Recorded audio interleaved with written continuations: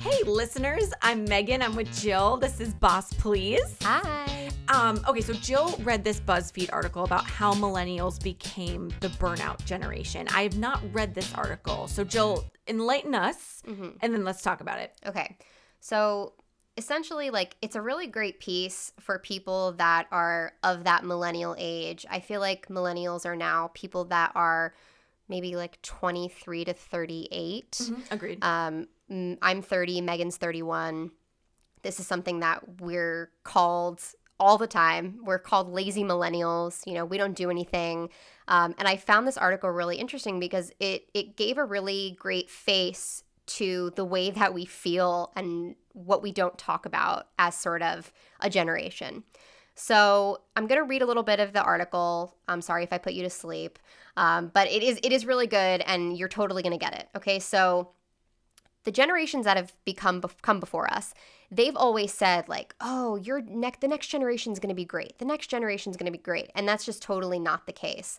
So financially speaking, most of us lag far behind where our parents were at our age. True? Right. Yes, true. Exactly. We've saved less. We have less equity. Yeah. We have less stability and way more student loan debt than they faced. So the greatest generation had the Depression and the GI Bill. Boomers had the age of capitalism. Gen X had the deregulation and trickle-down economics. And we had venture capital, but we also had a crazy financial crisis in 2008, the decline of the middle class and the rise of 1%, and the steady decay of unions and stable full-time employment. So this article really lays out why our generation is continued to be burning out.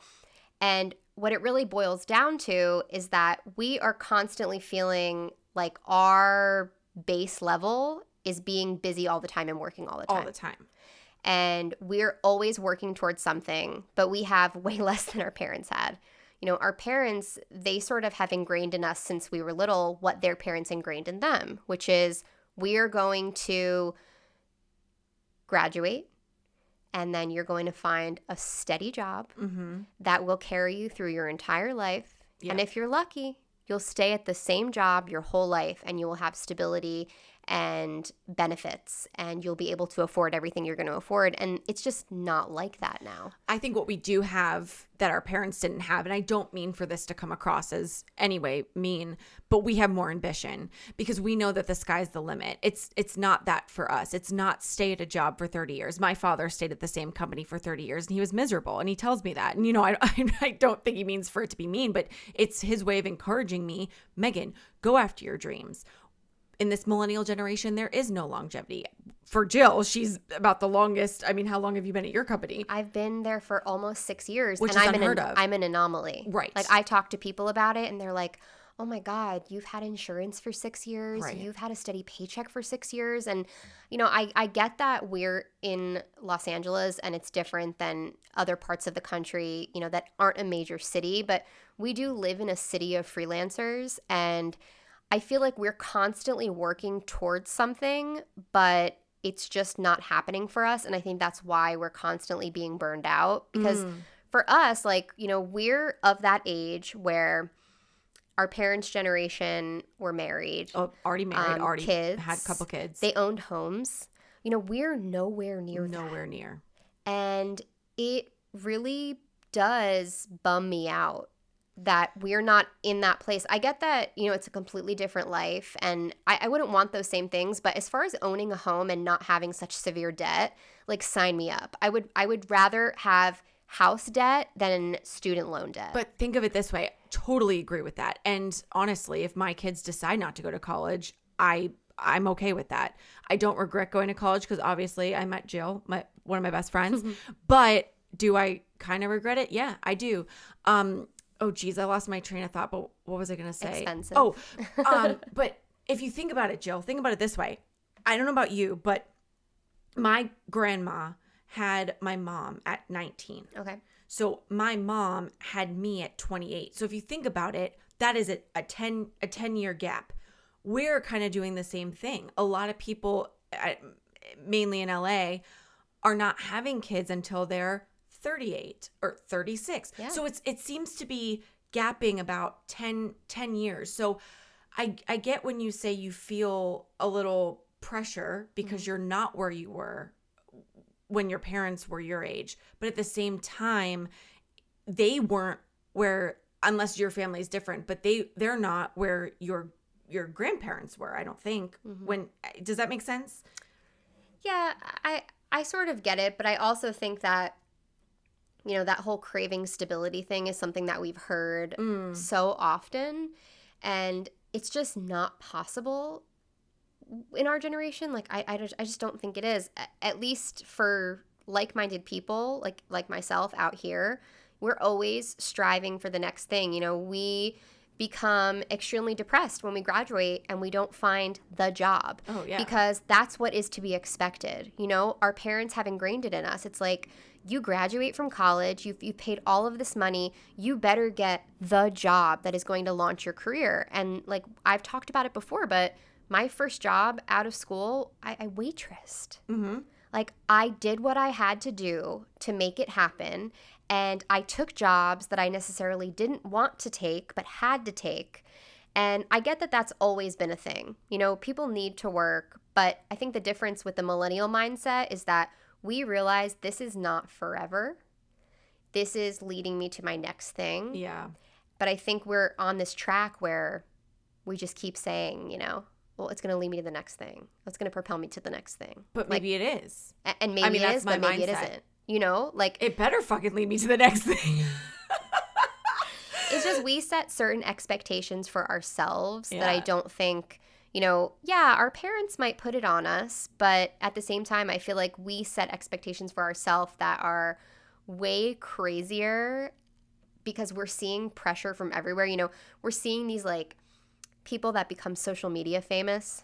Yeah. Blow up overnight. Yeah, and so we're like, true. why can't we be in that place? Yeah. Or like we see, you know, somebody like create an app and they're 25 years old and they become billionaires. It's like, well, I need this. Or my big thing was, you know, oh my God, I want to be on a 30 under 30 list so bad. And because like I know that I can do it. And like it's pressure that we put on ourselves. And that honestly leads to the burnout. And me and you are very like-minded in the sense where, yes, we have a job, but we also do 40 other things besides that job. And it's just, that's become our comfort zone. I think what we're all searching for is fulfillment. And because you mentioned the influencers and the billionaires by 25, and I'm just curious whether those people are actually fulfilled. And I'm betting you they're not. So I think we're all on this journey of what the hell is success look like to us. And I don't know if our parents ever felt fulfilled. In a way, yeah, but they never had the opportunity to go after their dreams, or they weren't even given the opportunity to dream big. They all told us, dream big, go do your thing. You and I wouldn't be out here if they didn't believe in that, if we didn't believe in that. I also think though, am I ever going to pay off my student loan debt? Oh, I think about that all the time. Like it But Elizabeth Warren is running for president and she is all about, you know, forgiveness. So, you know, if it leaves me crippled sometimes. And I'm like, you know, do I tack on the second side hustle to, you know, but then chip it's like away at you're that? not living you would be exhausted. Yeah. And like I am never going to be in a position probably for the next couple of years to own a home.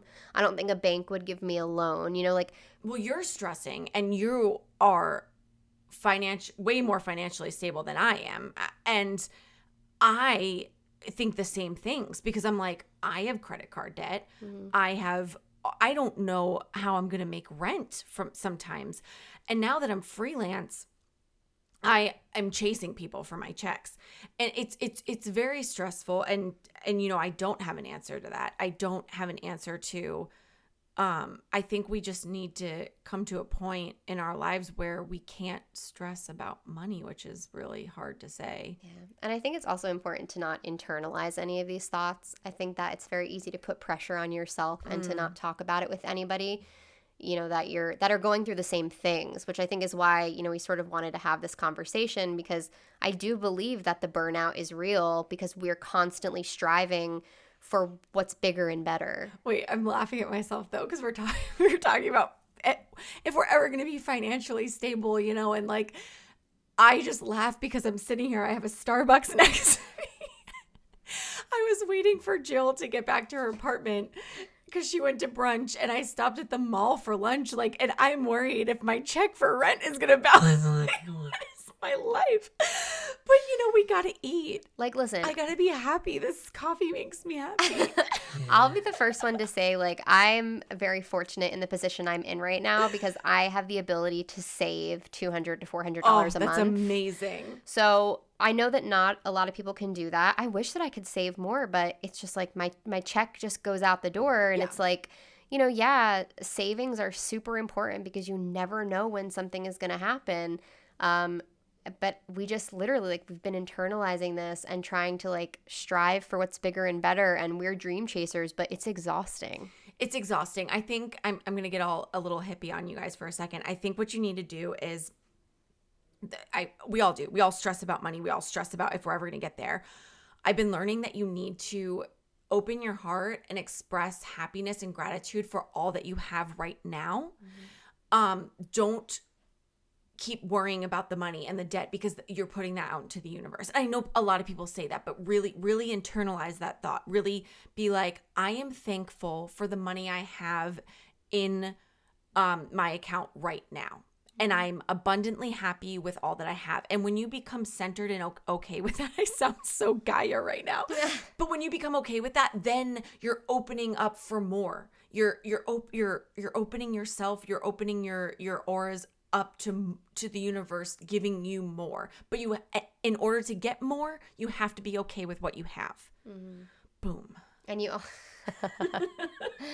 mic drop. But you also have to be okay. Like, I think it's different with our parents' generation because we're working far more and getting paid far less. Oh yeah. And that is really, I think, what this whole entire thing boils down to, which is like, you know, everyone calls millennials entitled, but nobody wants to pay us, which is why we're like, hey, we need to be making more money. You know, my first job out here, I was getting paid $31,000. Yeah, that was my first job. My first job was $30,000, or maybe it was like $28,000 a year. For those of you who don't live in Los Angeles, it's expensive to live here. You can't live on that. You cannot live on that. And it's so crazy that, you know, a company would think like, oh, that's adequate to pay somebody. And there are zero perks. You know, like, that's it. You're literally taking home, like, I was making like $2,000 a month. Oh, like a little bit more than that, maybe. It was I was barely covering rent. My rent was like, and rent went up. Like, you can't find anything less than $14,000. No, not for. I'm sorry, $1,400. Not for a one bedroom. Right, not for one bedroom. It's just, or not even a studio. Girl, I've been looking because my rent went up, and it's just ridiculous. Unless you have a roommate. Yeah. You know, or you like live in bumfuck and have to drive 40 minutes to get anywhere. I've thought about moving outside the city because I'm like, I can't do this. Yeah. There was one other thing I was going to say, but I don't know. Are you burnt out? I think I'm a little burnt out, you guys. I think I'm burnt out. So very burnt out. Yeah. Like I mean, we definitely want to continue to talk about this because I think it's something that we face all the time. And Meghan and I talk about it very casually in conversation. I don't think we've ever called it millennial burnout or paid so much mind to it, but we do constantly talk about how we're stressed and striving and trying to live and trying to have a good time and balancing it all and making our parents happy. And it's a lot of pressure. So if you guys are into it, let us know. If not, call us the fuck out. I mean, seriously. Like, we want to hear from you, especially if we have maybe some, you know, baby boomer listeners, you know, Gen X listeners. Yeah. Like, we want to hear Gen from Xers, you. Wait, they're the ones under us, right? Or is that Gen Z? Gen Z. Okay. Us, yeah. Well, the Gen Zers, sorry, I know we're wrapping up. I remember what I was going to say. They got paid for their internships. We didn't. Yeah. And we didn't. So we're literally the middle generation of just like sucking it up, working hard, getting paid shit. And then the generation under us was like, fuck this, you guys. Y'all didn't get paid. We're getting paid. I'm like okay. I want to like say to my parents and their friends, like, how many jobs have you worked for free? Because I can name 5. Oh, so I've worked so many jobs for free. Just for the experience. But the generation under us would never do that. No, they're too bougie for that shit. Yeah. Oh my God, I can't. You know, but like, we're entitled, so it's cool. They're entitled. We're not entitled. No, they think we're entitled. Right, exactly. Yeah. As I say, I have my Starbucks next to me. Okay, guys. Oh gosh. Well, listen. Let us know. Let us know how you're feeling about the conversation, and we're gonna go get a coffee. Yeah, and we're gonna eat some spend avocado money. toast. Yes. Yeah. All right. Bye, guys. Bye, guys. Follow us on Twitter, Instagram, and Facebook at Boss Please Pod. And don't forget to rate, comment, and subscribe on iTunes. Navigate the path to your best self with us, because bossing together is always better.